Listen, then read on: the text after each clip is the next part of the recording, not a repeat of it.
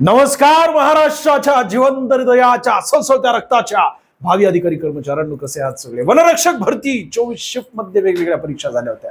सोन्या आज रिझनिंग पण येणार आहे बरं का मी, आणि त्याचसोबत जीएसजीके चालू आहे ना, तर जीएसजीके ची ही 13वी प्रश्नपत्रिका 14वी प्रश्नपत्रिका चालू. यापूर्वी आपण 13 प्रश्नपत्रिका बघितलेल्या आहेत. सर्वसाधारणपणे सोन्या एकूण जीएसजीके चे 15 प्रश्न येत असतात. 15 प्रश्न आणि गुणिले किती परीक्षांमध्ये तुमची म्हणजे किती वेगवेगळ्या शिफ्ट मध्ये झाली होती, तर 24 शिफ्ट मध्ये 15 प्रश्न गुणाकार केला तर किती होतो? 12×4 = 36. 360 प्रश्नांचं सखोल विश्लेषण अनालिसिस केलं, तू स्वतःचा सिलेबस बनवला ना, 100% तुला त्याचा फायदा होईल. म्हणजे मागच्या परीक्षांमध्ये जर तुम्हाला टीसीएस पॅटर्न मध्ये 15 पैकी 5 प्रश्न तुमच्या बरोबर येत असतील, तर यावेळेस किंवा याच्या पुढे ज्यावेळेस तुम्ही टीसीएस पॅटर्नची परीक्षा द्याल त्यावेळेस हमखास तुमचे 10+ प्रश्न बरोबर येतील. आणि उर्वरित चालू घडामोडीचे असतात. चालू घडामोडी म्हणजे चालू घडामोडीला धरून जीएसजीके विचारलं जात असतं. सगळे काही मुद्दे आपण कव्हर करणार आहोत. व्हिडिओ शेवटपर्यंत बघा. आजचा फार महत्त्वाचा व्हिडिओ आहे. आजचे फार महत्त्वाचे प्रश्न आहेत तुम्हाला अनालिसिस करण्यासाठी.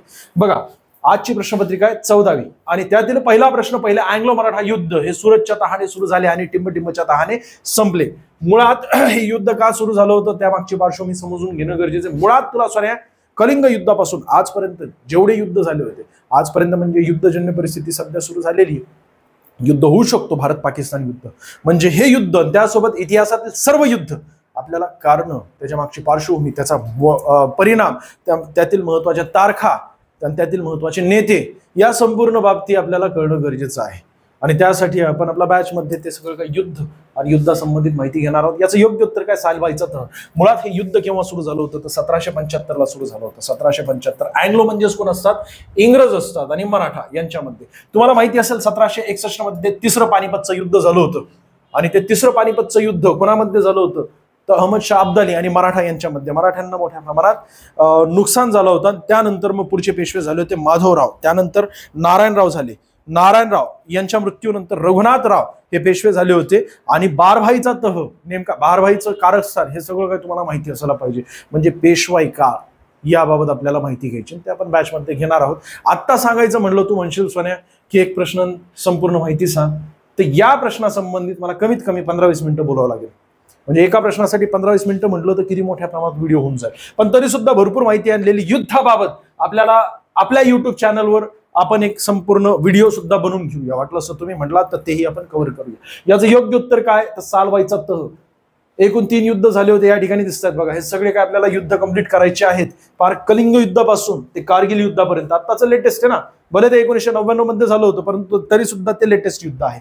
आणि पुढे प्रथम अँग्लो मराठा युद्ध केव्हा झालं होतं त्याबाबत आपल्याला माहिती घेत असताना बाकी अजून उर्वरित 3 युद्ध, म्हणजे हे पहिले, दुसरे आणि तिसरे, हे 3ही युद्ध आपल्याला समजणं गरजेचं आहे. इंग्रज आणि मराठा यांच्यामध्ये युद्ध झाले होते. मग पहिल्यांदा ज्यावेळेस पहिलं इंग्रज मराठा युद्ध झालं होतं ते 1775 ला सुरू झालं आणि ते सालवाईच्या तहाने 1782 ला संपलं होतं. 1803 ला पुन्हा युद्ध झालं, 1806 मध्ये ते संपलं आणि शेवटी 1817 ते 1818 या कालावधीमध्ये तिसरं युद्ध झालं होतं. त्यानंतर पेशवाईचा अस्त झाला आणि शनिवार वाड्यावर युनियन जॅक फडकवला गेला. ठीक आहे, पुढे जाऊया. पुढचा प्रश्न जो आहे, झरिया कोळसा क्षेत्र खालीलपैकी कोणत्या राज्यात आहे? आपल्याला खनिज संपन्न प्रदेश याबाबत माहिती असायला पाहिजे. अख्ख्या भारतामध्ये हे असं सर्वसाधारण भारताचा मॅप. इथे हा जो मी पट्टा दाखवतोय हा आहे छोटा नागपूरचा पट्टा. छोटा नागपूर चे पठार. आणि आपल्या देशामध्ये 60% पेक्षा अधिक खनिज संपन्न प्रदेश याच ठिकाणी आहे. आणि छोटा नागपूरचा पठार छत्तीसगड, ओरिसा आणि झारखंड या 3 राज्यांमध्ये पसरलेला आहे. मोठ्या प्रमाणात इथून खनिज साठा तो बाहेर काढला जात असतो आणि त्याचा वापर केला जात असतो. आणि त्यातल्या त्यात कोळशाचा सर्वाधिक साठा कुठे आहे? तर झारखंडमध्ये. झारखंडमध्ये कुठे? तर झरिया कोळसा क्षेत्र. कुठे आलं ते? तर इथे दिसते. हे संपूर्ण झारखंडचा मॅप आहे. या ठिकाणी ओरिसा, या ठिकाणी छत्तीसगड, हे झारखंड. आणि हा संपूर्ण प्रदेश जो आहे ना तो छोटा नागपूरचा पठार आहे. झरिया कोळसा क्षेत्र याला म्हटलं जात असतं. आपल्या देशात सर्वात जास्त याच ठिकाणावरून कोळसा काढला जात असतो. आता कोळसा कसा बनतो? तर जेवढे वनस्पती आहेत हे गाडल्यानंतर त्यांच्यावर मोठ्या प्रमाणात दाब तयार होतो, मग त्याचं रूपांतर कोळशामध्ये होत असतं. पुढे जाऊया. अशा प्रकारे बाहेर काढलं जात असतं. कोळशाचे संपूर्ण खाण आहे. मुख्य निवडणूक आयुक्त आणि इतर निवडणूक आयुक्तांना 6 वर्षांच्या किंवा टिंबटिंब वयापर्यंतच्या कार्यकाळासाठी नियुक्त केले जात असते. तर 65 वयापर्यंत, म्हणजे समजा 40 वयाचे असतील ते तर जास्तीत जास्त 6 वर्ष ते त्या पदावर राहू शकतात, मुख्य निवडणूक आयुक्त बरं का. किंवा जर ते 63 वयाचे असतील आणि त्यावेळेस त्यांची नियुक्ती झाली असेल मुख्य निवडणूक आयुक्त, तर जास्तीत जास्त ते 65 वयापर्यंत त्या पदावर राहू शकतात. असे कोणकोणते पद आहेत? सर्वोच्च न्यायालयाचे न्यायाधीश. त्यानंतर मग आम्हाला कॅग विचारले जाऊ शकतात. कॅग म्हणजे कंट्रोल अँड ऑडिटर जनरल. त्याचसोबत ते न्यायवादी, ते सुद्धा 65 वयापर्यंत त्या पदावर राहू शकतात, परंतु त्यांचा कार्यकाळ जोपर्यंत सरकार अस्तित्वात, वेगवेगळे कार्यकाळ असतात. बघा, आपल्याला संपूर्ण माहिती घेणं गरजेचं. सध्या मुख्य निवडणूक आयुक्त कोण आहेत? नवे नियुक्त झालेले 100% विचारलं जाऊ शकतं. 19 फेब्रुवारी 2025 पासून 26वे मुख्य निवडणूक आयुक्त यांची निवड झालेली आहे. त्यांचं नाव आहे ज्ञानेश कुमार. ठीक आहे. बाकी 25वे राजीव कुमार आहेत मित्रांनो, यापूर्वी होते ते रिटायर झाले. इतर दोन मध्ये सुखबीर सिंग संधू आणि विवेक जोशी. एकूण मुख्य निवडणूक आयुक्त एक असतात आणि त्यांना मदत करण्यासाठी इतर आयुक्त असतात. ते समान पगार असतो, समान भत्ते असतात त्यांना, परंतु मुख्य निवडणूक आयुक्त यांना मदत करण्यासाठी हे इतर दोन आयुक्त असतात. ठीक आहे, पुढे जाऊया. निवडणूक आयोगाची स्थापना आपल्याला विचारली जाऊ शकते 25 जानेवारी 1950, म्हणून आपल्या देशामध्ये 25 जानेवारी हा दिवस राष्ट्रीय मतदार दिवस म्हणून साजरा केला जात असतो. कलम आपल्याला विचारलं जाऊ शकतं. आपल्या राज्यघटनेमध्ये 324वा कलम आहे, ज्यामध्ये निवडणूक आयोगाबाबत तरतूद केलेली आहे. एक मुख्य निवडणूक आयुक्त असतात आणि त्यांना मदत करण्यासाठी इतर दोन असतात. मुख्य निवडणूक आयुक्तांची नियुक्ती केव्हापासून करण्यात येते? तर जेव्हापासून स्थापना झालेली. पण इतर दोन जे आयुक्त असतात त्यांची नियुक्ती 1987 मध्ये 61वी घटनादुरुस्ती झाली होती आणि त्यामुळे मतदारांचं वय आता कमी करण्यात आलं. पूर्वी किती होतं? 21 वर्ष. मग कमी करण्यात आलं. याचा अर्थ काय? तर मतदारांची संख्या वाढली, म्हणून लोड पडू नये त्यासाठी इतर दोन आयुक्त तेव्हापासून नियुक्त करायला सुरुवात झाली होती. कार्यकाळ 6 वर्षांचा असतो. या मुद्द्यावर आपल्याला प्रश्न विचारला, 6 वर्ष किंवा 65 वर्ष. पहिले जर आपल्याला विचारले तर मित्रांनो हे फार महत्वाचं आहे, याला मी IMP करतो. हे केवळ तुमच्या TCS पॅटर्नच नाही तर भारतभरातील कोणत्याही परीक्षेमध्ये आपल्याला वारंवार विचारलं जात असतं. पहिले सुकुमार सेन आहेत आणि पहिल्या महिला सुद्धा आपल्याला महत्वाच्या आहेत. पहिल्या महिला रमादेवी आहेत. पर्याय क्रमांक आपल्याला विचारले तर त्या ठिकाणी रमादेवी 100% क्लिक करून टाका. नाव असतात वेगवेगळे. पुढचा मुद्दा तो म्हणजे आपल्या वरिष्ठ IAS अधिकारी दिनेश टी वाघमारे आता आपल्या महाराष्ट्राचे मुख्य निवडणूक आयुक्त झालेले आहेत. ज्याप्रमाणे केंद्राचे मुख्य निवडणूक आयुक्त बदलले ज्ञानेश कुमार, त्याचप्रमाणे आपल्या महाराष्ट्राचे सुद्धा मुख्य निवडणूक आयुक्त आता बदललेले आहेत. त्यामुळे आपल्याला विचारलं जाऊ शकतं जानेवारीपासून त्यांची बदली म्हणजे 20 जानेवारी 2025 पासून ते पुढे 5 वर्षांपर्यंत ते या पदावर राहणार आहेत. शिफारस कोण करतो? त्यांच्या निवडणुकी संबंधीची शिफारस राज्यपाल त्यांची नियुक्ती करत असतं, पण निवडणुकीची शिफारस मुख्यमंत्री करत असतात. सर्व स्थानिक स्वराज्य संस्थांच्या निवडणुका ते घेत असतात. स्थानिक स्वराज्य संस्था म्हणजे ग्रामीण स्थानिक स्वराज्य संस्था असतात आणि शहरी स्थानिक स्वराज्य संस्था असतात. जसं की महानगरपालिका, नगरपालिका, नगर परिषदा ज्या आहेत त्या शहरी, ज्या ठिकाणी नागरी लोकसंख्या असते तिथे अशा प्रकारची स्थानिक स्वराज्य संस्था असते. त्याबद्दल आपल्या राज्यघटनेमध्ये 74व्या घटनादुरुस्तीनुसार बदल करून 11वं परिशिष्ट 12वं परिशिष्ट त्यामध्ये समाविष्ट केले आणि त्याबाबत तरतूद केली गेलेली आहे. दुसरा मुद्दा तो म्हणजे स्थानिक स्वराज्य संस्था ग्रामीण. आपल्या राज्यघटनेच्या 40व्या कलमामध्ये सुद्धा दिलं होतं ग्रामपंचायतीची स्थापना करा. बरोबर, मार्गदर्शक तत्व आहे ना. मग ग्रामपंचायत असते, पंचायत समिती असते, जिल्हा परिषद असते, हे सर्व काही ग्रामीण स्थानिक स्वराज्य संस्थेचेच भाग आहेत. पुढच्या मुद्द्याकडे आपण जाऊया. बघा, राज्यघटना कलम 243K व 243ZA पर्यंत अर्हता व नियुक्ती याबाबत तरतूद केली. कुणाची? तर हे जे निवडणूक आयुक्त असतात ना त्यांच्याबाबतची नियुक्ती राज्यपालांद्वारे केली जात असते. अधिनियम 1994 मध्ये केलेला आहे आणि त्यामधील तरतुदी अनुसार मागील आयुक्त UPS मदान होते. सप्टेंबर 2024 पर्यंत ते होते. त्यानंतर पुढे त्यांची नियुक्ती डायरेक्टली जानेवारीमध्ये करण्यात आली. सप्टेंबर ते जानेवारी या कालावधीमध्ये कोणीही मुख्य निवडणूक आयुक्त नव्हतं मित्रांनो. ठीक आहे. इतर माहिती या ठिकाणी दिसते ती मोठ्या परीक्षेमध्ये आपल्याला विचारली जाते. इथे नाही. इथे आपल्याला केवळ नाव विचारलं जाऊ शकतं की आपल्या महाराष्ट्राचे मुख्य निवडणूक आयुक्त कोण आहेत किंवा केंद्रीय निवडणूक आयोगाचे मुख्य आयुक्त कोण आहेत. केंद्रीय निवडणूक आयोग स्थानिक स्वराज्य संस्थांच्या निवडणुका वगळून उर्वरित सर्व निवडणुका घेत असतो. त्यामध्ये राष्ट्रपतींची निवडणूक येते, उपराष्ट्रपतींची निवडणूक येते, राज्यसभा आहे, लोकसभा आहे, विधानसभा आहे, विधान परिषद आहे. म्हणजे केंद्रीय जे वरिष्ठ सभागृह आणि कनिष्ठ सभागृह असतं, राज्य वरिष्ठ सभागृह, कनिष्ठ सभागृह असतं. ठीक आहे. मी कमेंट्स थोडीशी ऑफ करतो. अरे जबरदस्त विद्यार्थी आहेत आज आपल्या बॅच मधले विद्यार्थी, जबरदस्त या ठिकाणी उपस्थित आहे. पुढे जाऊया. बघा, पुढचा मुद्दा तो म्हणजे भारताच्या खालीलपैकी कोणत्या भागात लिंगराजा मंदिर आहे. मंदिरांचे एकूण 3 प्रकार पडत असतात. मुळात जागतिक वारसा स्थळे यामध्ये समजा मंदिर असतील तर ते आपल्याला 100% माहिती असायला पाहिजे.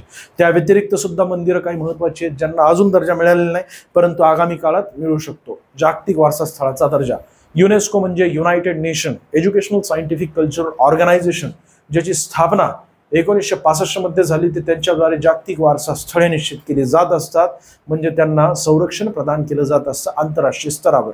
अशी एकूण 43 जागतिक वारसा स्थळ आहेत. ते तर आपल्याला माहिती असायलाच पाहिजे, तुमच्या सिलेबसमध्ये ते लिहून घ्या. ते आपल्याला करावेच लागतील, कारण प्रत्येक परीक्षेमध्ये विचारलं जाते. त्या व्यतिरिक्त आपल्याला 3 प्रकारचे मंदिर विचारले जात असतात. नागर शैलीचे मंदिर असतात, बेसल शैलीचे मंदिर असतात आणि द्रविड शैलीचे मंदिर असतात. द्रविड शैलीचे मंदिर दक्षिण भारतामध्ये असतात, नागर शैलीचे मंदिर उत्तर भारतामध्ये असतात. नागर शैली म्हणजेच नागरी शैली त्याला म्हटलं जात असतं, आणि बेसर शैलीचे मंदिर हे नागर आणि द्रविड या दोघांचं मिक्सचर असतं. कशा प्रकारे सर ते असतात मंदिरं, याचं उत्तर मी सांगतो तुला सोन्या, घाबरू नकोस, सगळी माहिती आणली. पण हे मंदिरं कशा प्रकारचे असतात यांच्याबाबत माहिती घ्या. शहरी मंदिर याला नागर शैलीचे मंदिर असं म्हटलं जात असतं. पुढे एक चबुतरा असतो, मागे एक असतो, अशा प्रकारे मुख्य भाग या ठिकाणी असतो. ठीक आहे. पुढचं मंदिर आहे दक्षिण भारतातील मंदिर, त्याला द्रविड शैलीचे मंदिर असं म्हणतात. या ठिकाणी अशा प्रकारचे हे मंदिर असतात. जसं की बालाजीचं मंदिर तुम्हाला माहिती असेल ना, बेसर शैलीचं मंदिर या दोघांचं मिश्र असतं, हे बेसर शैलीचं. आणि बेसर शैलीचं मंदिर कुठे असतं तर कर्कवृत्ताच्या जवळपास उत्तर दक्षिण मोठ्या प्रमाणात अशाच प्रकारचे मंदिर कर्कवृत्ताच्या जवळपास ओरिसा येतं. ओरिसा हे कसं तर बेसर शैलीचं मंदिर आहे. ज्याच्यावर आपल्याला प्रश्न विचारला होता, ओरिसा येथील मंदिर लिंगराजाचे मंदिर. लिंगराजा मंदिर शिवाला समर्पित मंदिर आहे, म्हणजेच शिव भगवान या ठिकाणी त्यांची मूर्ती आहे. ओडिसाच्या भुवनेश्वर जिल्ह्यातील सर्वात प्राचीन मंदिर, म्हणजे आपल्या देशातील सर्वात प्राचीन मंदिर आहे बरं का. देशातील सर्वात प्राचीन मंदिर म्हटलं तर हेच मंदिर आहे. आणि मंदिरांपैकी एक आहे हे मंदिर. सोमवंशी वंशाच्या राजांनी बांधले होते. मग सोमवंशी वंश कोणतं काय, लय मोठं डीप मध्ये होऊन जाईल सोन्या, बरोबर आहे की नाही. आपल्याला प्रश्न विचारला गेलेला आहे, तर महत्वाचे मंदिरं आणि ते राज्य, तो भाग आपल्याला कव्हर करावा लागेल. म्हणजे तुम्ही ते आपल्या सिलेबसमध्ये, तुमच्या सिलेबसमध्ये लिहून घ्या. आम्ही तर कंप्लीट करणार आहोत. तुम्हाला जर बॅच खरेदी करायची असेल तर 300 रुपये फी सध्या ऑफरमध्ये चालू आहे. 277 काहीतरी फी झालेली, त्यापेक्षा आपण कमी केलेली आहे. लवकरात लवकर घ्या. पुन्हा आम्ही 500 रुपये करणार आहोत फी. वनरक्षक बॅच तुम्हाला जॉईन करायची असेल तर आपला ऍप इन्स्टॉल करा, महाराष्ट्र अकॅडमीचा, आणि तिथे आपण संपूर्ण सिलेबस तुमचा TCS पॅटर्नचा कव्हर केलेला आहे, आणि सगळी टॉपची फॅकल्टी मित्रांनो. ठीक आहे. मग अशा प्रकारे हे मंदिर आपल्याला कंप्लीट करावं लागतील. ओडिसा नाव निघालं की 4 मंदिरांबाबत माहिती. आता सध्या हे पेज फक्त मी त्या ठिकाणावरून घेतलेलं, आपल्या जे बॅच मध्ये शिकवलं जाणारे जे स्लाइड्स आहेत ना, त्यामधील एक स्लाइड घेतलेली आहे. कोणार्क मंदिर आणि हे लिंगराजाचे मंदिर. ठीक आहे, पुढे जाऊया. मग याचं योग्य उत्तर काय तर पर्याय क्रमांक पूर्व. कारण काय ते तर पूर्व या ठिकाणीच ओडिसा आहे. अख्खा भारत जर विचारात घेतला, अशा प्रकारे आपला भारत आहे, तर पूर्व हे आहे, पश्चिम हे आहे, दक्षिण हे आहे, हे उत्तर आहे. मग पूर्व ठिकाणी ओरिसा असल्यामुळे याचं योग्य उत्तर पर्याय क्रमांक 1. पुढच्या प्रश्नाकडे आपण लगेच जाऊया बघा. आणि हे 3 प्रकारचे अशा प्रकारचे मंदिर करून घ्या. यावर तुम्हाला TCS, IBPS, SSC यामध्ये प्रश्न विचारले जात असतात. पुढे जाऊया. भारतातील रोख संचित प्रमाणाचे म्हणजेच कॅश रिझर्व्ह रेशो निर्धारण खालीलपैकी कशाद्वारे केले जात असते. कॅश रिझर्व्ह रेशो CRR त्याला म्हटलं जात असतं. त्यानंतर SLR, त्यानंतर मग बँक रेट, रेपो रेट आणि reverse REV, reverse repo rate. त्यानंतर मग MFSR, बरोबर आहे. तर हे सर्व काही रेट आपल्याला माहिती असायला पाहिजे. आणि ते रेट कशामुळे, कोण निश्चित करत असतं तर RBI ची मॉनिटरी पॉलिसी असते. मॉनिटरी पॉलिसी निश्चित करणारी एक समिती गठीत करण्यात आली होती 2016 मध्ये. त्यामध्ये RBI चे 3 सदस्य असतात, केंद्र सरकारचे 3 सदस्य असतात. हे सर्व काही वातावरण निश्चित करत असतात. म्हणजे बँक कशा प्रकारे किती दराने कर्ज देऊ शकते, किंवा मार्केटमध्ये पैसा ओतायचा असेल किंवा पैसा काढून घ्यायचा असेल, कारण चलनवाढ झाली आणि चलन घट झाली, याचा अर्थ काय झाला, महागाई वाढली, महागाई कमी झाली. महागाई वाढविणे किंवा महागाई कमी करणे हे सर्व काही कंट्रोल कोणाच्या हातामध्ये असतात, भारतीय रिझर्व्ह बँकेच्या हातामध्ये असतात. कशा प्रकारे ते प्रत्यक्षात आपल्याला उदाहरणांच्या माध्यमातून समजून घ्यावं लागेल. याचे फक्त सध्या तुम्ही परीक्षेसाठी लॉंग फॉर्म लक्षात ठेवा. कोणाद्वारे तर रिझर्व्ह बँकेद्वारे. SLR म्हणजे स्टॅच्युटरी लिक्विडिटी रेशो असतो. बँक रेट असतं, बँक रेट दीर्घकालीन कर्ज देत असतं RBI. एकूण जेवढ्या बँका आहेत ना आपल्या देशातील, ज्या अनुसूचित बँका आहेत त्यांना कर्ज देत असतं. रेपो रेट म्हणजे दीर्घकालीन नसतं, हे अल्पकालीन कर्ज, 1 दिवसाचं कर्ज देत असतं, म्हणजे मार्केटमध्ये पैसा RBI होतच असतं. रिव्हर्स रेपो रेट म्हणजे बँका RBI कर्ज देत असते. आता बँका RBI ला कर्जाची पैशाची गरज आहे का तर नाही, परंतु मार्केटमधून पैसा ओढायचा असतो त्यासाठी. आता ते प्रॅक्टिकली समजून सांगावं लागेल सोन्या. तुला एक सर्वसाधारणपणे मी उदाहरण सांगतो बघ. तुला जॉब मिळालाय, जॉब मिळाल्यानंतर तुझ्याकडे 4 पैसे आलेले. 4 पैसे आल्यानंतर तू शांत बसणार आहेस का सुट्टी आली की कुठेतरी फिरायला जाणार. एकटा फिरायला जाऊ शकतो का? जॉब मिळाला म्हणजे ती सुद्धा मिळाली. तुझ्याकडे हिरो तू आहेस, ती होंडा मिळाली, दोघे जण जाणार कुठेतरी फिरायला. बरं, सर्वसाधारणपणे तू गाड्यावरून जे काही कपडे अंडरपॅन्ट बनियन घेत असतो, पण त्यासोबत असेल तर तू कसं तर काचेच्या हॉटेलमध्ये जाणार किंवा काचेच्या मॉलमध्ये जाणार. तिथं पुल आणि पुश लिहिलेलं असतं दरवाज्यावर. तुला कळत नाही की नेमकं ढकलू की वडू, मग ती सांगत असते. अशी परिस्थिती असते आपली. आणि बऱ्यापैकी तू खर्च करणार. तू मार्केटमध्ये खर्च केल्यामुळे तिथे वस्तूंची मागणी वाढेल. मागणी वाढल्यामुळे वस्तूचं प्रोडक्शन करावं लागेल. प्रोडक्शन करण्यासाठी कामगारांची आवश्यकता असते. कामगार म्हणजेच काय? रोजगार मिळत असतो. रोजगार त्या लोकांना मिळाला म्हणजे भारतीय लोकांना मिळाला, याचा अर्थ त्यांच्याकडे पुन्हा पैसा आला. तो पैसा पुन्हा ते मार्केटमध्येच खर्च करणार आहेत. याला असतं मार्केटला काय केलं जात असतं? पुश केलं जात असतं. परंतु त्यासाठी मार्केटमध्ये भांडवलाची आवश्यकता असते, पैशाची आवश्यकता असते. तुझ्याकडे पैसा असेल परंतु जॉब नसेल तरी सुद्धा तू काय बिझनेस कुठला तरी चालू करू शकतो की नाही? समजा ग्रामीण भागामध्ये आहे तर याचा अर्थ काय? तर तिथे शोरूम वगैरे टाकून उपयोग आहे. पानटपरी तू कुठली तरी चालू करणार. पानटपरी कुठं? कॉलेजच्या समोर चालू करणार, कारण कॉलेजच्या समोर मस्तपैकी चालत असते. तिथं मित्र सुद्धा बसलेले असतात. कॉलेज सुटल्यानंतर एक सुंदर असं वातावरण असतं. कॉलेज भरण्यापूर्वी सुंदर असं वातावरण असतं. मग ह्या सगळ्यासाठी तू पानटपरी कुठे? कॉलेजच्या समोर चालू करणार. मग तुझे 4 पैसे येणार, कारण तुझ्याकडे पैसे आहेत. आणि पैसे मार्केटमध्ये ओतायचं काम कोण करत असतं? आरबीआय. आरबीआयची स्थापना आहे 1935. 1 एप्रिल 1935 स्थापना झाली 1934च्या कायद्यानुसार. यंग हिल्टन समिती 1926ची होती. यांच्या शिफारशीवरून आरबीआयची स्थापना करण्यात आलेली आहे. महात्मा गांधी यांनी सर्वात अगोदर पत्रकारांशी बोलत असताना सांगितलं होतं, 1919ला सांगितलं होतं, आपल्या देशामध्ये एक मध्यवर्ती बँक असायला पाहिजे. बरोबर आहे की नाही? पण यंग हिल्टन समितीच्या शिफारशीवरून आरबीआयची स्थापना करण्यात आलेली आहे. आरबीआयचं राष्ट्रीयकरण 1949 मध्ये झालेलं आहे. त्यापूर्वी म्हणजे 1948 पर्यंत पाकिस्तान आणि ब्रह्मदेश या 2 देशांची मध्यवर्ती बँक म्हणून तिने कार्य केलेलं आहे. अजून काय सांगायचं तुला सोन्या? सध्याचे शक्तिकांत दास आहेत का 25वे? नाहीत. बरोबर आहे. तर 26वे आता नियुक्त करण्यात आलेले, त्याबाबत तुम्हाला कमेंट्स करायची. पुढे जाऊया बघा. शक्तिकांत दास 25वे, त्यापूर्वी होते उर्जित पटेल 24वे, त्यांच्यापूर्वी आरबीआयचे गव्हर्नर होते रघुराम राजन. पहिले स्मिथ आहेत आणि भारतातील पहिले म्हणजे महाराष्ट्रातीलही ते पहिले आहेत, ते म्हणजे देशमुख आहेत. पुढे जाऊया. पुढचा प्रश्न, महाराष्ट्रातील सर्वोच्च शिखर हे महाराष्ट्रातील कोणत्या जिल्ह्यात आहे? याचं योग्य उत्तर आहे अहिल्यानगर, पर्याय क्रमांक 2. मग आपल्याला समजून घेणं फार गरजेचं आहे. अख्खं भारत, आणि या भारतामध्ये मी मॅप आणलेला आहे माझ्या मते, या ठिकाणी दिसतोय बघा. हे आहे वेस्टर्न घाट, उत्तर दक्षिण पसरलेला आहे. या वेस्टर्न घाटालाच म्हणजेच पश्चिम घाटालाच आपल्या महाराष्ट्रामध्ये इथे सह्याद्री पर्वत असं म्हटलं जात असतं. ज्यावेळेस तुम्हाला सह्याद्री पर्वतावरील सर्वोच्च शिखर विचारलं ते म्हणजे कळसुबाईचं शिखर आहे, 1646 मीटर आहे. पण तुम्हाला पश्चिम घाटावरील सर्वोच्च शिखर विचारलं तर अन्नाईमुडी शिखर आहे. पुन्हा एकदा सांगतो मी, पश्चिम घाट यालाच आपल्या महाराष्ट्रामध्ये सह्याद्री पर्वत म्हणतात. परंतु या सह्याद्री पर्वताला अख्ख्या भारतभरामध्ये पश्चिम घाट असं म्हटलं जात असतं. पश्चिम घाटावरील सर्वोच्च शिखर विचारलं ना सोन्या, तर तुला लगेच माहिती असायला पाहिजे अन्नाईमुडी हे कुठं आलं तर दक्षिण भारतामध्ये आलं.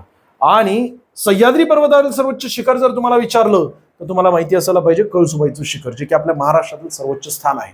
1646 मीटर, 1000 मीटर म्हणजे 1 किलोमीटर झालं सोन्या. म्हणजे समुद्र सपाटीपासून 1.5 किलोमीटर पेक्षाही उंच असलेलं ते स्थान आहे. ते कुठे आलं? अकोले तालुक्यामध्ये. अकोले तालुका कोणत्या जिल्ह्यामध्ये आहे? तर अहिल्यानगर जिल्ह्यामध्ये. या प्रश्नाचं योग्य उत्तर काय असायला पाहिजे? मग पर्याय क्रमांक 2.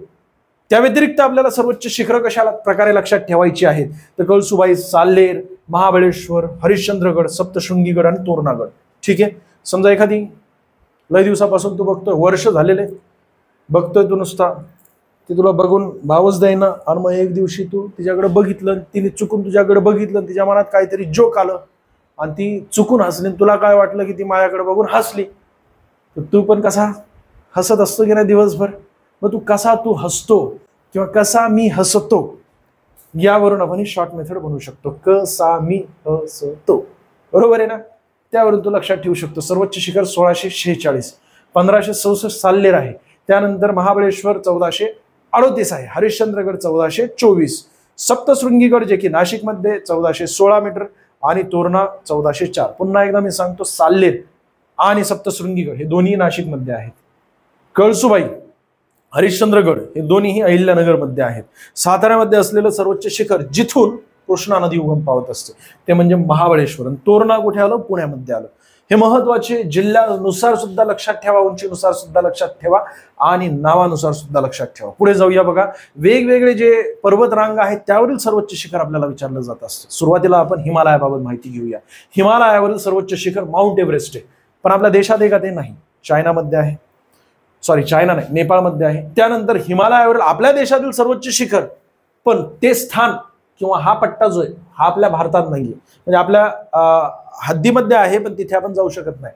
LOC म्हणजे LOC नाही म्हणता येणार त्याला, पाक ऑक्युपाईड काश्मीर, POK मध्ये असल्यामुळे K2 सर्वोच्च शिखर जरी असलं तरी सुद्धा आपल्या देशातील मुख्य भूमीतील सर्वोच्च शिखर कांचनजंगा ओळखलं जात असतं. सिक्कीम मध्ये आहे ते.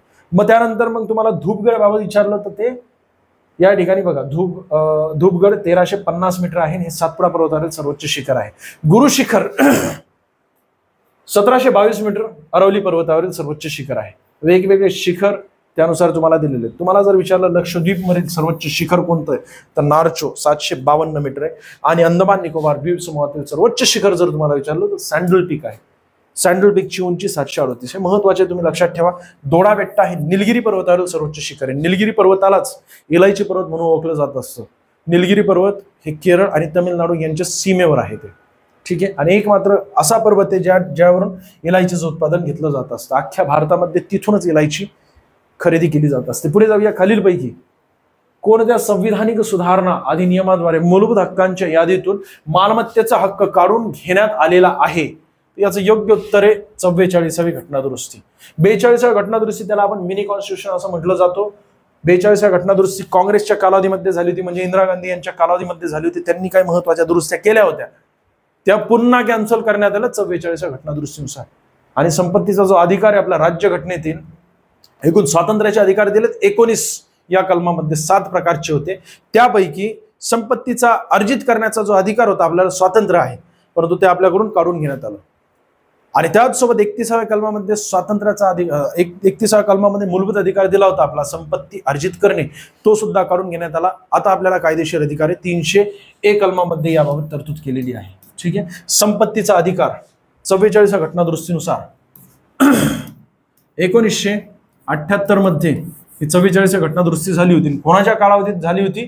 मोरारजी देसाई, म्हणजे जनता दल यांचं सरकार होतं. आजची जी BJP आहे त्याचंच पूर्वीचं रूपांतर, पूर्वीचं नाव होतं जनता दल. जनता दलाची स्थापना जयप्रकाश नारायण यांनी 1977 मध्ये केली होती. त्याचसोबत त्याचं रूपांतर BJP म्हणजे भारतीय जनता पार्टीमध्ये अटल बिहारी वाजपेयी यांनी केलं 1980 मध्ये, ठीक आहे. आज सर्वात मोठी पार्टी म्हणून अटल बिहारी वाजपेयी यांनी स्थापित केलेली BJPला आपण ओळखतो. नरोरा अणुऊर्जा केंद्र हे खालीलपैकी कोणत्या नदीच्या काठावर आहे? जे ऊर्जा संसाधने असतात ना मित्रांनो, त्यावर आपल्याला वारंवार प्रश्न विचारला जातोय. जसं की कोळसा सर्वात जास्त क्षेत्र ते खनिज आहे, परंतु त्याला आपण ऊर्जा संसाधन म्हणून ओळखलं जातो, कारण औष्णिक विद्युत प्रकल्पांमध्ये मोठ्या प्रमाणात कोळशाचा वापर केला जात असतो. ते अशुद्ध ऊर्जा म्हणून त्याला ओळखलं जातं, कारण वातावरणामध्ये ते कार्बन डायऑक्साईड सोडत असतं. त्याचप्रमाणे अणुऊर्जा ही सुद्धा अशुद्ध ऊर्जा आहे.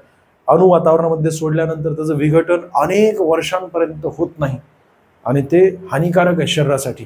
मग अशा प्रकारचे जे अणु आहेत, अणुऊर्जा आपल्या प्रकल्प देशामध्ये किती आहेत तर इथे दिसते बघा तुम्हाला. नरोरा ऑटॉमिक पॉवर प्लांट कुठे आलं? हे तर उत्तर प्रदेशमध्ये आलं. उत्तर प्रदेशमधूनच वाहणारी नदी कोणती आहे तर गंगा नदी आहे. गंगा नदी ही उत्तराखंडमध्ये उगम पावत असते. गंगोत्री इथून भागीरथी आणि अलकनंदा या 2 नद्यांच्या एकत्रित संगमाला देवप्रयाग या ठिकाणी त्या दोन्ही नद्या येऊन मिळत असतात. त्यानंतर तिला गंगा असं म्हटलं जात असतं.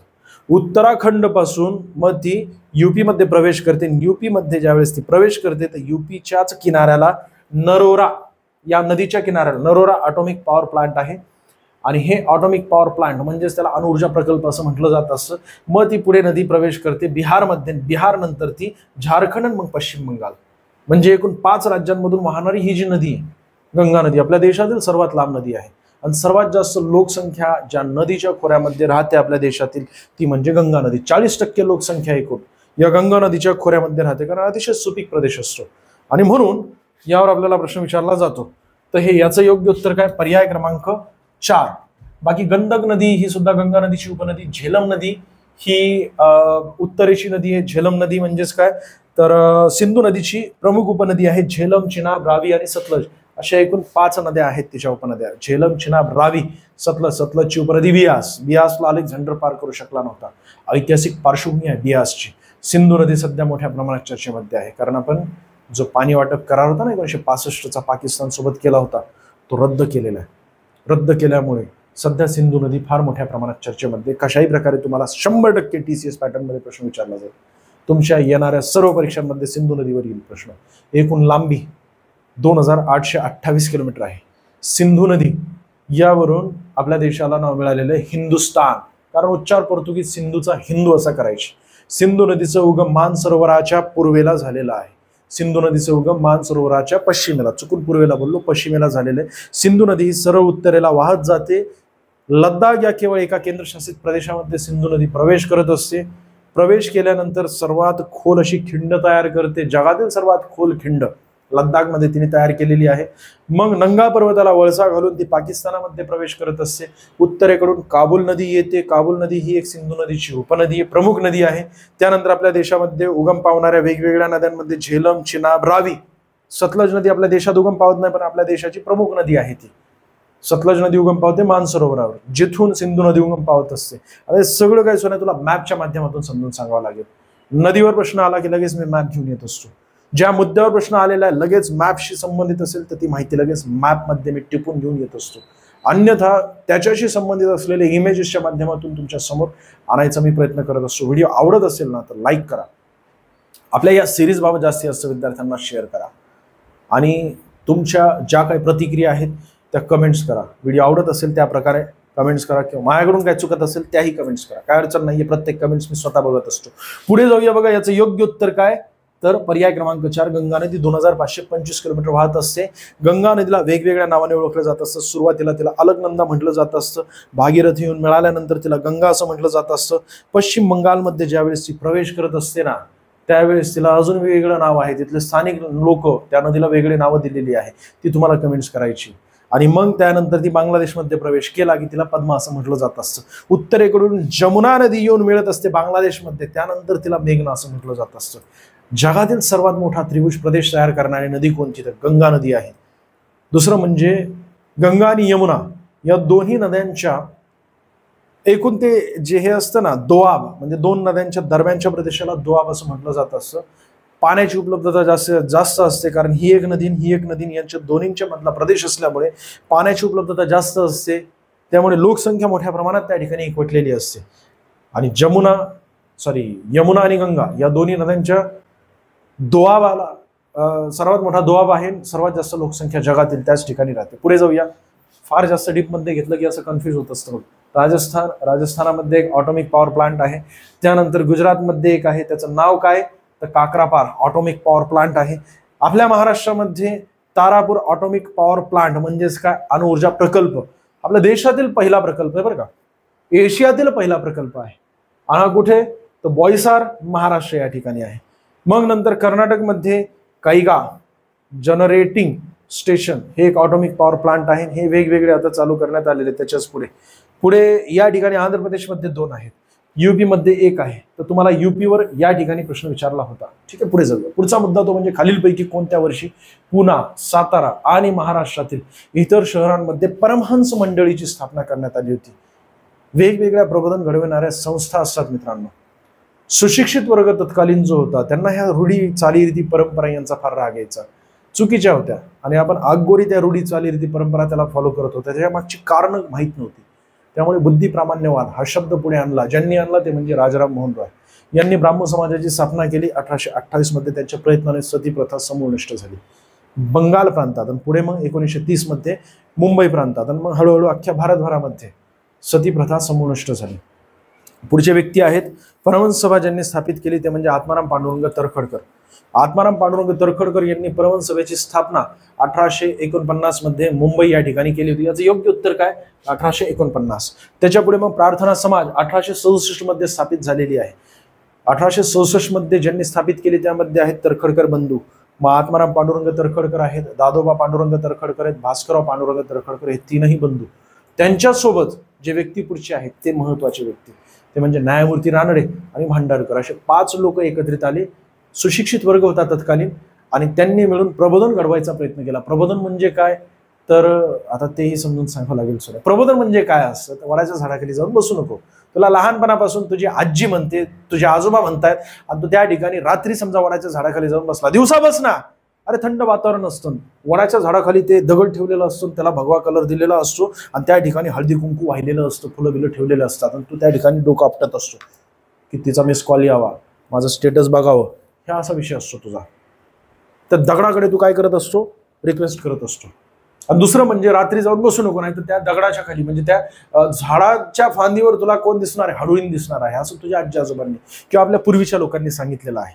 आणि प्रत्यक्षात ज्या वेळेस तू समजा एका गावावरून दुसऱ्या गावाला जात असताना मध्ये वडाचं झाड लागलं तुझ्या पाय वाटेत, तिथे तू थोडा वेळ बसला रात्री, तर तू बसल्यानंतर तुझ्या गोष्टी लक्षात येतात की अरे राजीने मला सांगितलं होतं वडाच्या झाडाखाली जाऊन बसू नको, पण हडुळीने, आणि हडुळीन खरंच मला आज बघायची आहे, बरोबर आहे की नाही. मग तू काय करत असतो, त्या ठिकाणी बसतो, आणि मग तुला अंधारी येते. अंधारी आल्यानंतर तू शरीरामध्ये सगळं कार्बन डायऑक्साईड गेलेलं असतं ना, कारण प्रकाश संश्लेषण होतं, आणि त्याच वेळेस वडाचं झाड हे आवाढव्य असतं, मोठं असतं, मग जास्ती असतं CO2 स्रवणार येते रात्री, आणि त्यामुळे तुझ्या शरीरामध्ये समजा CO2 म्हणजे कार्बन डायऑक्साईडचं प्रमाण वाढलं तर ऑटोमॅटिक तुला अंधारी येईल, तुला घाबरल्यासारखं वाटेल. आणि हे सगळी प्रक्रिया कोण करतोय, तर हडुळीन करतोय असं तुला वाटेल, कारण तुझ्या मेंटॅलिटी झालेली आहे, त्या मेंदूने तुझे ती गोष्ट निश्चित केलेली आहे. आणि मग ते मेंदू तुझं हॅलोजिनेशन करतं, त्या झाडाच्या वर फांदीवर तुला ओरिजिनल हडुळीन दिसेल उलटी लटकलेली, आणि ती ओरिजिनल असणार आहे का, तर नाही, तुझ्या मेंदूने तयार केलेली असते. मग तू पळत जातो गावात, स्वान्या टिल्या बंड्या, अरे मला हडुळीन दिसली. खरं असते का ते, तुझी ती मेंटॅलिटी झालेली असते, बरोबर आहे की नाही. कार्बन डायऑक्साईड त्या ठिकाणी जास्त आहे, आणि म्हणून पूर्वीचे लोक जे सुशिक्षित वर्ग होतं ना, त्यांना CO2 समजावं लागावा असता, म्हणजे जे अशिक्षित लोक आहेत त्यांना समजून सांगावं लागला असता, आणि म्हणून त्यांनी भूत किंवा अजून काय वेगवेगळ्या गोष्टी असतात असं सांगण्याचा त्यांनी प्रयत्न केला, निगेटिव्ह एनर्जी असते असं सांगायचा त्यांनी प्रयत्न केला. आणि म्हणून तुम्ही तिथे जाऊन बसू नका, बुद्धीला पटण्यासारखी गोष्ट आहे, त्यामुळे ती गोष्ट ऍक्सेप्ट करू शकतो. पण सती प्रथा जाणं कोणत्या अँगलने बुद्धीला पटण्यासारखी गोष्ट आहे. प्रबोधन घडवणं म्हणजे काय असतं की खरी गोष्ट सांगणं, तुझ्या डोक्यामध्ये जी खोटी गोष्ट आहे ना, वडाच्या झाडाखाली रात्री जाऊन बसू नको, भूत दिसतो, हडुळीन दिसते, ही खोटी गोष्ट झाली. खरी गोष्ट मी तुला काय सांगितलं, वडाच्या झाडाखाली जाऊन बसू नकोस, कार्बन डायऑक्साईडचं प्रमाण जास्त असतं. प्रबोधन म्हणजेच काय, खरं बोलणं, जी चुकीच्या चालीरीती परंपरा आहेत त्याबाबत तुझे डोळे उघडवणं, यालाच प्रबोधन असं म्हणतात. आणि मग नंतर क्रांती घडत असते. प्रबोधन कळालं असेल तुला. मग प्रबोधन घडविणाऱ्या ह्या वेगवेगळ्या संस्थांमध्ये ब्राह्म समाज होतं, त्यानंतर परमहंस सभा होती, परमहंस सभेवर आपल्याला प्रश्न विचारला गेलेला, त्याबाबत मी माहिती आणलेली आहे, ती आपण पुढे बघूच. त्यानंतर मग पुढे प्रार्थना समाज 1867 मध्ये स्थापित करण्यात आलं होतं. 5 लोकांची मी तुम्हाला नावं सांगितली. त्यानंतर सत्यशोधक समाज आहे 1873 मध्ये स्थापित झालेलं पुण्यामध्ये, महात्मा ज्योतिबा फुले यांनी स्थापित केलेले. आणि 1875 मध्ये स्थापित झालेलं आर्य समाज. ठीक आहे, आर्य समाजाला आत्माराम पांडुरंग स्वामी दयानंद सरस्वती यांनी स्थापित केलं होतं. आणि आर्य समाज 150 वर्ष पूर्ण झालेली, त्यामुळे तुम्हाला प्रश्न विचारला जाऊ शकतो. आणि पुढे मग स्वामी विवेकानंद यांनी स्थापित केलेलं रामकृष्ण परमहंस यांचे ते शिष्य असल्यामुळे रामकृष्ण मिशनची स्थापना केली होती 1897. आणि हे सगळे डोळे उघडवणारे तत्कालीन जे चालीरीती परंपरा आहेत त्याबद्दल खरी माहिती सांगणारे ही लोक होते. ठीक आहे, पुढे जाऊया. मग परमहंस सभा आहे स्थापना 1849, ठिकाण मुंबई, संस्थापक दादोबा पांडुरंग तरखडकर. या ठिकाणी तुम्हाला त्यांचा फोटो दिसतोय. विचार त्यांचे काय होते, एकेश्वरवाद होता, म्हणजे मुस्लिमांचा वेगळा ईश्वर किंवा त्यांचा अल्ला वेगळा, हिंदूंचा वेगळा ईश्वर, त्यानंतर ख्रिश्चनांचा अजून वेगळं काय, म्हणजे हे असे वेगवेगळे जे आहेत की नाही, तसं नाही, एकच निर्माता आहे असं म्हणणं कोणाचं होतं, परमहंस मंडळींचं होतं. त्याचसोबत मूर्तीपूजाला त्यांनी विरोध केला होता. जसं की ते दगड आहे, दगडाला भगवा कलर दिला आणि त्यासोबत त्यासमोर तू काय करतोय की डोळे बंद करून कॉल यावं, मिस कॉल यावं, माझं स्टेटस बघावं, या सगळ्या गोष्टी करतोय. तसलं नसतं, तसं नाही. चांगली कामं कर, सगळं ओके होईल. जातीभेद विरोध म्हणजे आपण उच्च नीच कनिष्ठ अशा प्रकारे जे भेदभाव केलेले आहेत ते सुद्धा त्यांना विरोध केला. आणि बंधुत्व भावाने राहा असं यांचं म्हणणं होतं, म्हणजे त्यांचे विचार होते. सभेच्या मार्गदर्शनासाठी दादोबा तरखडकर म्हणजे दादोबा पांडुरंग तरखडकर यांनी लिहिलेला ग्रंथ, काव्य ग्रंथ तुम्हाला विचारला जाऊ शकतो. हा फार महत्वाचा आहे, लगेच टिपून घ्या, 100% विचारला जाईल. आणि ग्रंथांवर तुम्हाला TCS पॅटर्न मध्ये प्रश्न असतो. तलाठीच्या प्रश्नपत्रिका बघितल्या त्या ठिकाणी वेगवेगळे ग्रंथ आणि त्यांचे लेखक तुम्हाला विचारले गेले, कालावधी सुद्धा विचारला गेलेला, जे की गाजलेले ग्रंथ होते. पुढे जाऊया बघा. मुंबई हायच्या क्षेत्राला पूर्वी बॉम्बे हाय असे म्हटले जात असे, ते खालीलपैकी कशासाठी प्रसिद्ध आहे? एक महत्वाचा मुद्दा मी सांगतोय बरं का. हा प्रश्न याचं उत्तर तर सांगूच, पण त्यापूर्वी एक अत्यंत महत्वाचा मुद्दा. TCS पॅटर्न या वर्षी तुमच्या सर्व परीक्षा घेणार आहे. वेगवेगळ्या जागा येणार आहेत. वेगवेगळ्या जागांमध्ये नगर परिषदेची ग्रुप डी ग्रुप सी ची जागा असते. ज्यांचं ग्रॅज्युएशन कंप्लीट झालेलं आहे ते सुद्धा TCS पॅटर्न आणि IBPS पॅटर्न मधून त्या ठिकाणी फॉर्म भरू शकतात. बरोबर आहे. तर असे अनेक विद्यार्थी असतात ज्यांचं D फार्मसी झालेलं आहे, M फार्मसी झालेलं आहे. मग हे वेगवेगळे परीक्षा त्या ठिकाणी पास होऊ शकतात. पण त्यासाठी वेगवेगळे कोर्स केलेले आहेत. तुम्ही ग्रॅज्युएशन नंतर तुम्हाला त्या परीक्षा देऊ शकता तुम्ही, किंवा 12th नंतर सुद्धा ज्याला सायन्स आहे, आर्ट आहे, कॉमर्स आहे अशा प्रकारे, किंवा 10वी पास साठी सुद्धा वेगवेगळ्या परीक्षा असतात. परंतु पॅटर्न समजणं गरजेचं आहे. पॅटर्न TCSचा नीट समजून घेण्यासाठी मागच्या वर्षी झालेल्या तलाठीच्या एकूण 57 शिफ्ट यातील GSचे प्रश्न नीट समजून घ्या. मागच्या वर्षी झालेल्या तलाठीच्या एकूण 57 शिफ्टच्या मॅथमॅटिक रिझनिंगचे प्रश्न समजून घ्या, इंग्रजीचे प्रश्न नीट समजून घ्या. आणि हे वनरक्षकचे 15-15-15 जो साचा आहे ना, जसं की 15 प्रश्न रिझनिंगचे येतात, 15 प्रश्न GS GK चे येतात, 15 इंग्रजीचे येतात आणि 15 मराठीचे येतात. हा साचा भरून काढा. याचा अभ्यास बऱ्यापैकी करा. 100% तुम्हाला त्याचा फायदा होईल. 100% फायदा म्हणजे मी तुम्हाला गॅरंटी ही देतो की एवढं जरी केलं तरी सुद्धा तुम्ही 70-80 प्लस त्याच ठिकाणी मिळवू शकता. बाकीचे जे विद्यार्थी त्यांच्यापेक्षा हमखास तुम्हाला जास्त मार्क मिळतील. आणि थोडासा अजून धार दिली, अजून थोडासा डीपमध्ये अभ्यास केला 90 प्लस सुद्धा जाईल. फक्त तुमचा सिलेबस प्रत्यक्षात हे प्रश्न सांगत असतात की तुमचा हा सिलेबस आहे, याच्या आसपास तुम्हाला प्रश्न विचारला जाईल. जसं की हा प्रश्न बघा ना, मुंबई हायच्या क्षेत्राला पूर्वी बॉम्बे हाय असे म्हटले जात असे, ते खालीलपैकी कशासाठी प्रसिद्ध आहे. आता मुंबई हाय, तुम्ही आतापर्यंत ही 14वी प्रश्नपत्रिका, यापूर्वीच्या 13 प्रश्नपत्रिका जर तुम्ही बघितल्या तर हा प्रश्न 3दा विचारला गेलेला. सर तो प्रश्न 24 शिफ्ट मध्ये विचारले गेले होते, 2024 चे होते तेच प्रश्न थोडी ना रिपीट होतील. सोन्या मुद्दा तोच असेल. ऊर्जा संसाधनांमध्ये मुंबई हाय येत असतं. ऊर्जा संसाधनांमध्ये 2 ते 3 प्रश्न विचारले जात असतात. ऊर्जा संसाधनांमध्ये ज्या प्रकारे आपण विद्युत ऊर्जा निर्माण करतोय, ज्या प्रकारे करत आहोत, सर्व काही प्रकल्प, नदी जोड प्रकल्प असतात किंवा धरणं असतात, त्यांच्यावर प्रश्न विचारला जातो. किंवा हे मुंबई हाय इथून सुद्धा काय केलं जात असतं, तर हे जेवढे काही वनस्पती आहेत, ज्यावेळेस हे संपुष्टात येत असतात त्यावेळेस त्यांचं बऱ्यापैकी विघटन होत नाही, त्यांच्यावर दाब पडत असतो. दाब पडल्यानंतर मग त्याचं रूपांतर नैसर्गिक वायू, नैसर्गिक तेल, कार्बन डायऑक्साईड यामध्ये होत असतं. ते सगळं काही जमिनीमधून बाहेर काढायचं असतं. ते जमिनीमधून बाहेर काढत असताना त्यांना बाहेर काढल्यानंतर शुद्धीकरण केलं जात असतं. मुंबई हाय 1965 मध्ये या ठिकाणी अशा प्रकारे जमिनीच्या आतमध्ये, किती तर मुंबईपासून 176 किलोमीटर लांब जमिनीच्या आतमध्ये, समुद्रात तळात जमिनीच्या आतमध्ये नैसर्गिक वायू, नैसर्गिक तेलचं मोठं क्षेत्र सापडलं होतं. आणि मग पुढे मुंबई हाय अशा प्रकारे इथे दिसते ना तुम्हाला, हे संपूर्ण तयार करण्यात आलं. तिथून जमिनीतून बाहेर काढायला सुरुवात झाली 1973 ला इंदिरा गांधी यांच्या कालावधीमध्ये. सध्या हे अस्तित्वात आहे. इथून मोठ्या प्रमाणात तेल, नैसर्गिक वायू बाहेर काढला जातो आणि त्याचं शुद्धीकरण केलं जात असतं. ठीक आहे. शुद्धीकरण कसं केलं जात असतं, तर ते कच्चं तेल असतं, त्याला बाहेर काढलं, त्याला थोडं टेम्परेचर दिलं. सर्वात अगोदर हलकं काय असणार आहे, तर नैसर्गिक वायू असणार आहे, जसं की CNG, ते बाहेर येणार. त्यानंतर अजून थोडं टेम्परेचर वाढवलं तर त्यापेक्षा हलकं काय असणार, त्यापेक्षा जास्त जड परंतु हलकं काय असेल, त्याच्या पुढचं हलकं ते म्हणजे पेट्रोल असेल. पेट्रोल हे वायू रूपात बाहेर आलं की त्याला टेम्परेचर कमी केलं, थंड केलं की त्याचं लिक्विड रूपात रूपांतर होत असतं. अजून थोडं टेम्परेचर वाढलं, डिझेल बाहेर येणार वायू रूपात, त्याला थंड केल्यानंतर लिक्विड फॉर्म मध्ये त्याचं रूपांतर होणार. अजून थोडं टेम्परेचर दिलं की मग पुढचं येणार केरोसिन, हे वायू रूपात येणार, त्याला अजून टेम्परेचर कमी केलं किंवा थंड केलं तर लिक्विड फॉर्म मध्ये त्याचं रूपांतर होणार. थोडं टेम्परेचर, असं वेगवेगळे पदार्थ बाहेर येत असतात, क्रमाक्रमाने येत असतात. ज्यांची घनता कमी असते ते अगोदर येत असतं कारण ते हलकं असतं. ज्याची घनता जास्त असते ते नंतर येतं, पण पुढे पुढे येत असतं. ते सगळं काय वायू रूपात आल्यानंतर शेवटी डांबर राहतात, मग ते डांबर रस्ता बनवण्यासाठी वापरला जात असतो. अशा प्रकारे जमिनीच्या आतून काढलं जात असतं. ते काय असतं, तर पेट्रोलियम आणि नैसर्गिक वायू क्षेत्र आहे. इथे दिसतंय हे कुठं आलं, तर 176 किलोमीटर लांब आहे. कुणाच्या, मुंबई या सिटीच्या 176 किलोमीटर लांब आतमध्ये समुद्रात.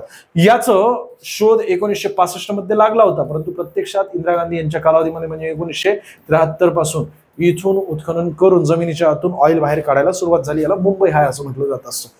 अशा प्रकारे हे संपूर्ण आहे. इथे सुद्धा दिसते तुम्हाला समुद्राच्या आतमध्ये. महाराष्ट्र राज्यात कोणत्या प्रकारचे हवामान आहे, तर बघा उपउष्णकटिबंधीय आहे का रे, नाही, उष्णकटिबंधीय आहे. उष्णकटिबंधीय मध्ये सुद्धा सदाहरित वने असतात, वेगवेगळी पानगळतीची वने असतात, ते आपण नंतर बघूया. पण आता सध्या नीट समजून घ्या, ही पृथ्वी आपली, इथे आहे विषुववृत्त. विषुववृत्त पृथ्वीला 2 भागांमध्ये विभाजित करते, एक उत्तर गोलार्ध आहे, दुसरा दक्षिण गोलार्ध आहे. विषुववृत्त हे एक सर्वात मोठं अक्षरवृत्त आहे, परंतु 0 डिग्री अक्षरवृत्त आहे. याच्या उत्तरेला एकूण किती 90 अक्षरवृत्त आहेत. 90वा अक्षरवृत्त या ठिकाणी. जसं आपण उत्तरेला जाऊ तसं 1 2 3 4 5, जसं दक्षिणला जाऊ तसं 1 2 3 4 5. इथे आहे 90 अक्षरवृत्त, परंतु दक्षिण 90 अक्षरवृत्त आहे.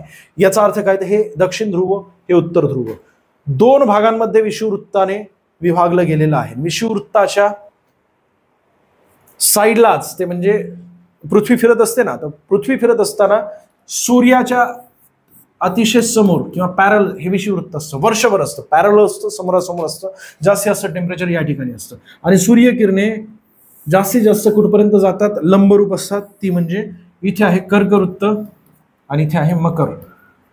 कारण पृथ्वी स्वतःभोवती फिरते ना, पूर्वेकडून पश्चिमेकडून पूर्वेकडे फिरत असताना पूर्वेकडे सूर्य उगवत असतो आणि मग नंतर भासमान भ्रमण होत असतं. हे सर भासमान भ्रमण काय, एवढं बेसिक म्हटलं तर ते थोडंसं बॅच मधूनच जावं लागेल, नाही तर इथे फार डीप मध्ये होऊन जाईल. मग इथे सूर्यकिरणे जास्तीत जास्त लंबरूप कुठे, कर्कवृत्तापर्यंत असतात.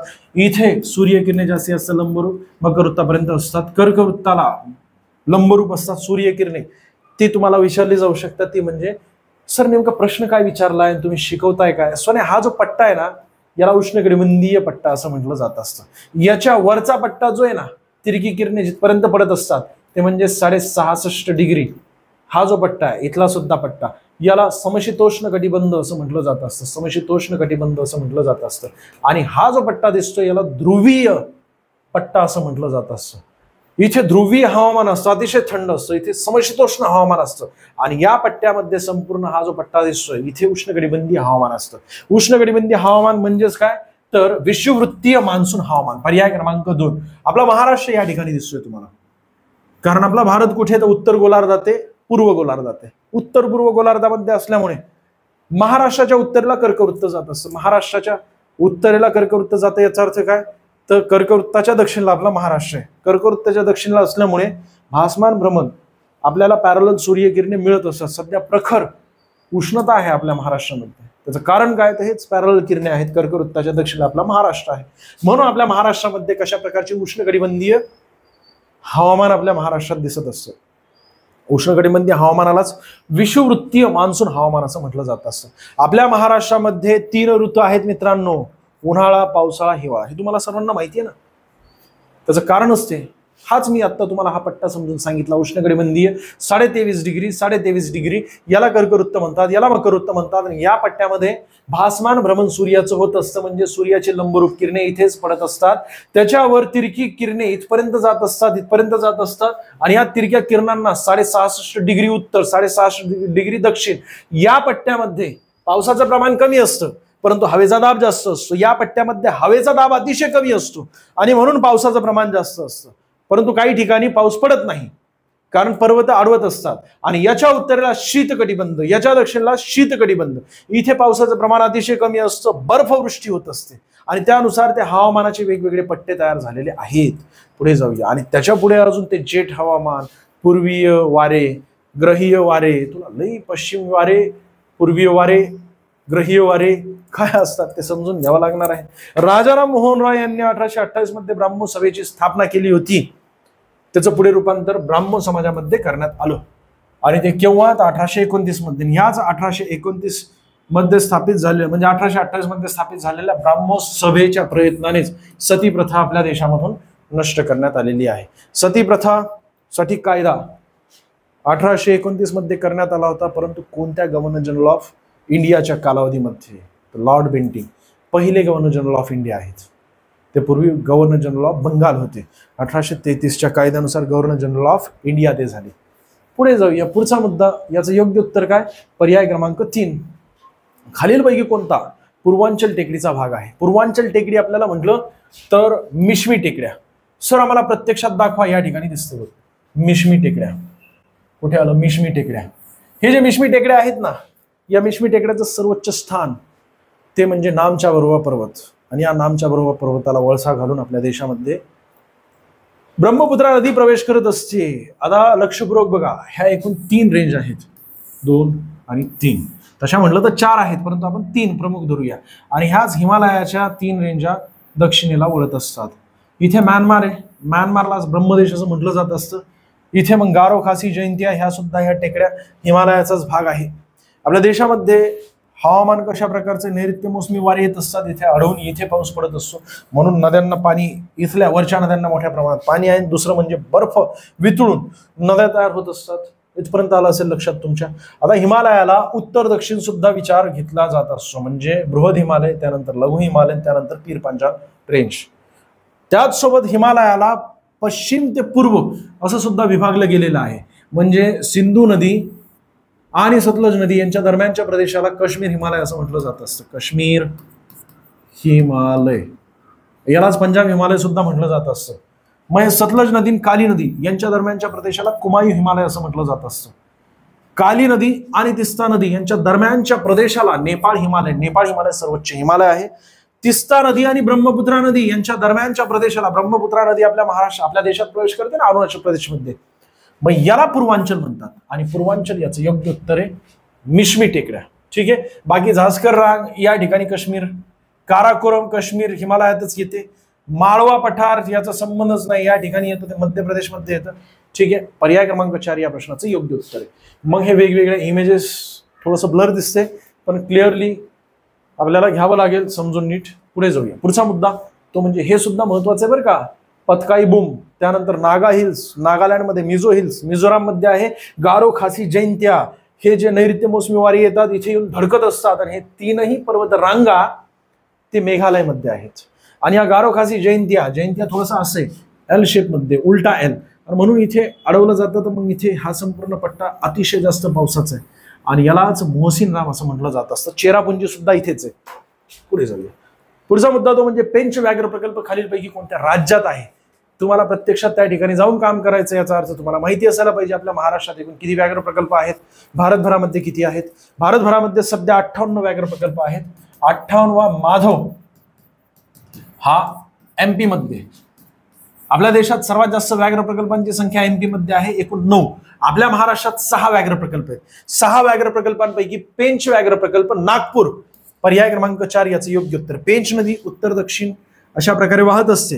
मग पेंच नदीच्या आसपास जे वनक्षेत्र आहे ना, त्या ठिकाणी हे पेंच व्याघ्र प्रकल्प आहे. आणि पेंच व्याघ्र प्रकल्प तिथेच राष्ट्रीय उद्यान सुद्धा आहे. आणि हे पेंच नागपूरची जीवनरेखा म्हणून ओळखली जात असते. नागपूर या शहराची जीवनरेखा म्हणून पुढची नदी पुढीलपैकी कोणती नदी, तर पेंच नदी आहे. याचं योग्य उत्तर महाराष्ट्र. महाराष्ट्रामध्ये एकूण 6 व्याघ्र प्रकल्प आहेत. पेंच व्याघ्र प्रकल्प नागपूरमध्ये आहे.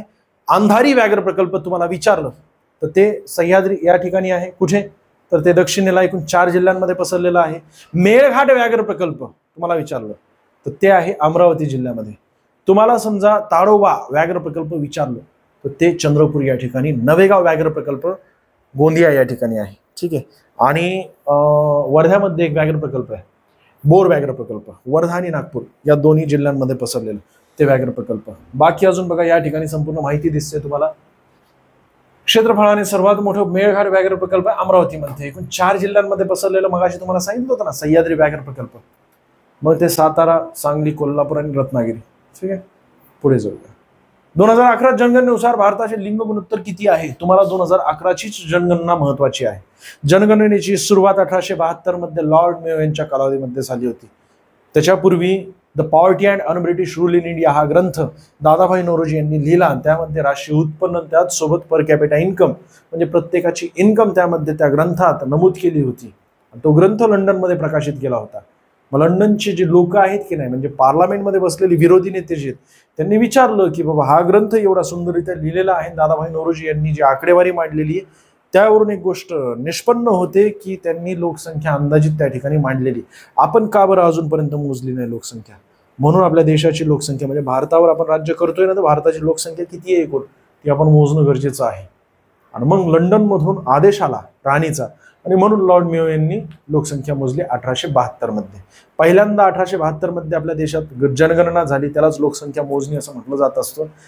त्यानंतर 1881 पासून दर 10-10 वर्षांनी जनगणना मोजायला सुरुवात झाली लॉर्ड रिपन यांच्या कालावधीपासून. 2011ची जनगणना 15वी जनगणना होती मित्रांनो. 2021ची जनगणना ही 16वी जनगणना झाली असती. आतापर्यंत 16वी जनगणना झाली नसल्यामुळे आपल्याला 2011ची जनगणना महत्वाची आहे. 2011च्या जनगणनेमधील जे महत्वाचे मुद्दे आहेत ते काढून घ्या. आपल्याला या ठिकाणी लिंग गुणोत्तर विचारलं जाते. याचा अर्थ 1000 पुरुषांमागे महिलांची संख्या किती आहे, त्याचा एक ॲव्हरेज सर्वसाधारण आकडा असतो तो. आपल्या देशभरामध्ये 1000 पुरुषांमागे महिलांची संख्या किती आहे तर 943. पर्याय क्रमांक 4. ठीक आहे, 943. पण आपल्या महाराष्ट्रात किती आहे 929 आहे. एक सर्वसाधारण विचार केला ना तो सोन्या लिंग गुणोत्तराचा तर 1000 पुरुषांमागे बरं का 1000 पुरुषांमागे महिलांची संख्या 929 आहे. याचा अर्थ राहिले किती 71 जण. हे 71 जण काय करतील सोन्या तू विचार कर ना. महिलांची संख्याच नाही नैसर्गिकरित्या. म्हणजे 71 जण पुरुष असे आहेत दर हजारामध्ये ज्यांचं लग्नच होऊ शकत नाही. पुण्याची एकूण लोकसंख्या विचारात घेतली समजा 2011च्या जनगणनेनुसारच एक पुणे जिल्ह्याचा विचार करूया केवळ. आपण अख्ख्या महाराष्ट्राचा नको, जास्त घाबरत नाही तुला मी, फक्त पुण्याचा विचार करतो. पुण्याची एकूण लोकसंख्या विचारात घेतली तर 94 लाख आहे. 94 लाख म्हणजे 2021 पर्यंत समजा आपण 1 कोटी समजूया. बरोबर आहे, 1 कोटी एक सर्वसाधारण आकडा. आजची त्यापेक्षा जास्त लय मोठ्या प्रमाणात वाढली कारण लोकांना जॉबच नाही म्हणून लोकसंख्या म्हणजे लोकसंख्या वाढत चाललेली. टेन्शन घेऊ नकोस. मग 1000 पुरुषांमागे आपल्या महाराष्ट्रामध्ये 929 आहे. याचा अर्थ काय तर 10,000 मागे किती असायला पाहिजे 929 आहेत ना. म्हणजे 71 पुरुष असे आहेत की 1000 मागे ज्यांचं लग्नच होऊ शकत नाही. 10,000 मागे 710 आहेत. असं स्टेप बाय स्टेप आपण जर गेलो तर 1 कोटीच्या मागे किती येतात 71,000 लोक अशी आहेत की ज्यांचं लग्न होणार नाहीये. 71,000 लोक अशी आहेत. तू विचार कर ना पंढरीची वारी जी जाते ना त्यामध्ये सुद्धा एवढ्या मोठ्या प्रमाणात लोकसंख्या नसते. या सर्वांना समजा विठ्ठल विठ्ठल करत जर पाठवलं पंढरीच्या वारीमध्ये तर ते ग्रीनविच बुक ऑफ वर्ल्ड रेकॉर्डमध्ये त्याचं नाव नोंदणी होईल. एवढी भयानक परिस्थिती झाली. म्हणून सोन्या आजची परिस्थिती ही आहे जॉब मध्ये केवळ कॉम्पिटिशन नाही लग्नामध्ये सुद्धा कॉम्पिटिशन आहे. तू म्हणशील की माझी इथून ते सर तुमची जिथपर्यंत नजर जाते तिथपर्यंत माझी एवढी जागा आहे माझ्या आजी आजोबांचं इस्टेट आहे काही घेणं नाहीये. तुला जॉब आहे का हे महत्वाचं आहे. जॉब असेल तर तुझं लग्न होईल सोन्या. अन्यथा अनेक जण आज गावामध्ये बसलेले तर माझे मित्र मी बघत असतो अक्षरशः म्हणजे व्हायनाच जबरदस्त. त्यांची शेती एवढ्या लांब लांबपर्यंत आहे की विचारही करू शकत नाही एवढी मोठी इस्टेट आहे. पण मुलींना ग्रामीण भागामध्ये जाऊन राहायची इच्छा नाहीये. जॉब करत असेल आणि तो मुलगा काय करत असतो मग तात्पुरता कुठल्या तरी पुण्याच्या किंवा कुठल्या तरी भोसरी वगैरेच्या कंपनीमध्ये जातो 10-15 हजार रुपये फक्त एक नावासाठी कमवत असतो. लग्न होस तर मग त्याच्या घरचे काय सांगत असतात इंजिनियर आहे पण हा कंपनीमध्ये ठोकायचं काम करत असतो. आणि मग इंजिनियर म्हणजे ग्रामीण भागामध्ये इंजिनियर झालेले विद्यार्थी कसे असतात त्यांना 1 फूटमध्ये किती इंच आहे हे सुद्धा माहित नसते. मग असे मुलं जे आहेत पुण्यामध्ये येतात आणि कुठल्या तरी कंपनीमध्ये जॉब करत असतात तात्पुरता फक्त नावासाठी. आणि मग नंतर आई वडिलांनी ठरवलं लग्न झालं की मग आपलं सगळं सोडून गावामध्ये येतात शेती करत असतात. पर्यायच नाहीये. कारण शेतकऱ्याला आता सध्या आपल्या देशात आपल्या महाराष्ट्रात शेतकऱ्यांसोबत म्हणजे जाऊ दे जास्त कमी बोललेलं बरं. पुढे जाऊया. वनरक्षक ऑनलाईन बॅच मराठी गणित बुद्धिमत्ता GK आणि इंग्रजी TCS IBPS पॅटर्न मधून आपण घेत आहोत. विठ्ठल बडे सर आहेत निवड PS आहेत. ज्ञानदेव बडे सर आहेत. ज्ञानेश्वर बांगर सर आहेत आणि मी स्वतः आहे. ज्यावेळेस बनवलं होतं त्यावेळेस माझं नाव त्या ठिकाणी म्हणजे मी इन्क्लूड नव्हतं पण पुढे आहे. मग या ठिकाणी 91585859 या नंबरवर तुम्हाला संपर्क साधायचा आहे. ऑफर फी 300 रुपये सध्या 300 रुपये पण नाही माझ्यामध्ये 277 केलेली फी 1000 रुपये त्याची 277 केलेली आहे. ॲप इन्स्टॉल करा. बाकी सगळी काही इन्फॉर्मेशन मिळेल. माझ्याकडून काय चुकलं असेल तर क्षमा असू द्या. जास्तीत जास्त विद्यार्थ्यांना आपला हा व्हिडिओ शेअर करा. मी या ठिकाणी थांबत आहे.